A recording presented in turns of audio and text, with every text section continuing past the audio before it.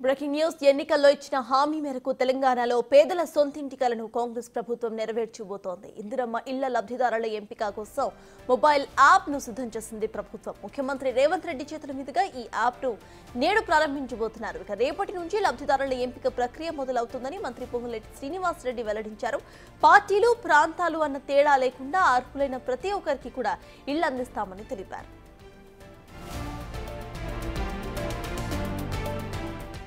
మహిళల పేరు మీదనే ఇందిరమ్మ ఇళ్లు మంజూరు చేస్తామని మంత్రి పొంగులేటి అన్నారు. మొత్తం 5 లక్షల రూపాయలను 4 దశల్లో లబ్ధిదారులకు చెల్లిస్తామని అన్నారు. మధ్యవర్తుల ప్రమేయానికి ఆస్కారం లేకుండా నేరుగా లబ్ధిదారుల బ్యాంక్ ఖాతాలోకే డబ్బు జమ చేస్తామని చెప్పారు. ఈ పథకం కింద నిర్మించే ఇళ్లు కనీసం 400 చదరపు అడుగుల విస్తీర్ణం, వంటగది, టాయిలెట్ సౌకర్యాలను కలిగి ఉంటాయని అన్నారు మంత్రి.